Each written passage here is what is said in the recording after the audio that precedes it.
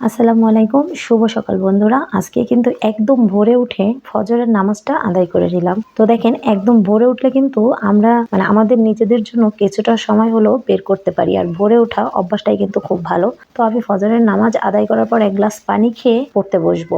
তো এটা একদমই নিজের জন্য। আমরা চাইলেই কিন্তু সময়টা মেনটেন করে বের করে নিতে পারি, শত ঝামেলার মধ্যেও আমি এগুলো সচরাচর শেয়ার করি না। আজকে করলাম এই জন্য যে আমার মতো যে আপুরা আছেন যারা সংসারের ব্যস্ততার কারণে নিজের জন্য টাইম বের করতে পারেন না, তো আমি টানা 2 ঘন্টা পড়াশোনা করে নিলাম। এটা হচ্ছে চাকরির প্রস্তুতিমূলক পড়াশোনা। এমনি বেসিক লেখাপড়া তো শেষ করেছি অনেক আগেই। তো যাই হোক, চলেন এখন চলে এসেছি কাজকর্মে। এখানে গতকালকের কিছু কাপড় ধোয়া ছিল, সেইগুলো কিন্তু যেহেতু পুরোটা শুকাইছিল না, সারা রাত আমি এখানে রেখে দিয়েছিলাম এভাবে মেলে। যাই হোক, যেহেতু ফ্যান চলে রাতের বেলা, তো শুকিয়ে গেছে। আর এই হচ্ছে আলনার অবস্থা। সবকিছু গুছিয়ে ঘরটার ঝাড়ু দিয়ে আমি চলে এসেছি ছাদে। তার কারণ হচ্ছে এখানে একটা পেঁপে পাকছে, এটা পাড়তে হবে। কে এই কেডা ও জায়গা কে জিজ্ঞেস করতেছে বাপের নাম মার নাম কেডা? হ্যাঁ, কে দেখি, আসেন ভিতরে, আমি একটু দেখি। ও বাসায় নাই ফুফু? ও তো বাড়ি চলে গেছে, সুস্থ হয়েছে। হ্যাঁ সুস্থ হয়েছে, এখন বাড়ি। হ্যাঁ হ্যাঁ ভালো আছি।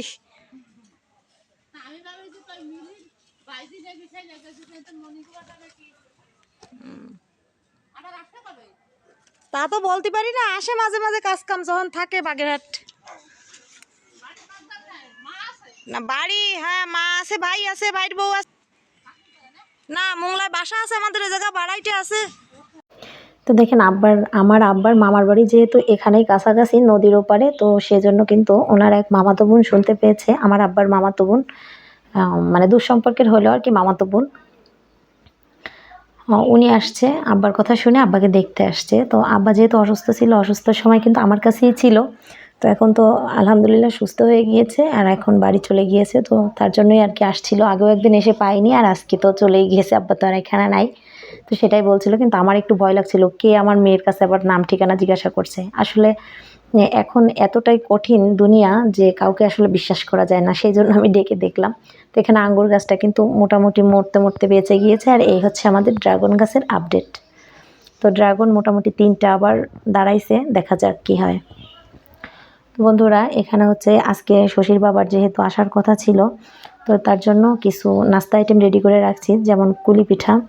তো সে যেহেতু সেদ্ধ পিঠা পছন্দ করে না, তার জন্য ভাজা করব, ভেজে দিব আসলে, তার জন্য রেখে দিলাম কয়েকটা। আর এখানে কয়েকটা সেদ্ধ করে নিয়েছি, যেহেতু মা আছে। আর মাকে হচ্ছে গুড় ছাড়া শুধু নারকেল দিয়ে, সামান্য একটু গুড় দিয়ে মায়ের জন্য এখানে ভাপিয়ে নিলাম। তো চলেন এখন রান্নাবান্না শেষ করি। তুলে নিয়েছি গাছের ঢেঁড়স। তো দুঃখের বিষয়, আমরা এদিকে রেডি টেডি করার পরে শুনতে পেলাম শশীর বাবার ছুটি হয়নি, সে আসছে না।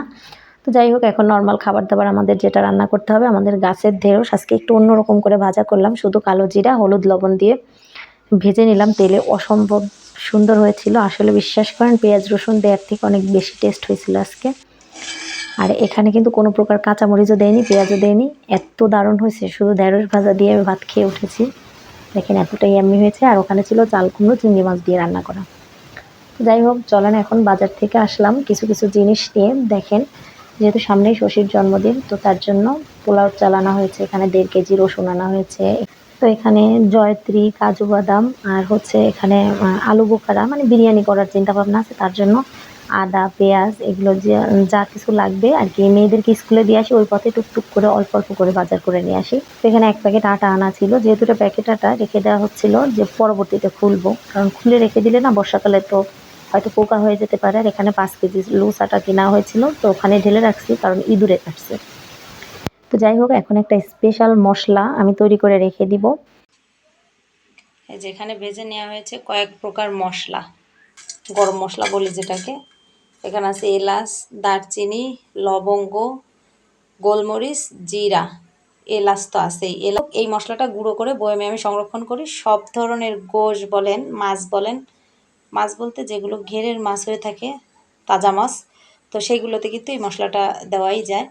তবে সাগরের মাছে গরম মশলা চলে না, সাগরের মাছ এমনিই ভালো লাগে। মেয়েকে আনতে গিয়ে আবারও কিছু বাজার করে নিয়ে আসলাম। তো এখানে দেখতেই পাচ্ছেন অনেক অনেক বাজার। তো এই যে আনছি শশা, একদম কচি ফ্রেশ। এখন কিন্তু শশার দাম অনেকটা কম। এই যে শশা দেখছেন, একদম সুন্দর সুন্দর শশাগুলা 25 টাকা করে কেজি। আমি 100 টাকা নিয়ে আসছি 4 কেজি।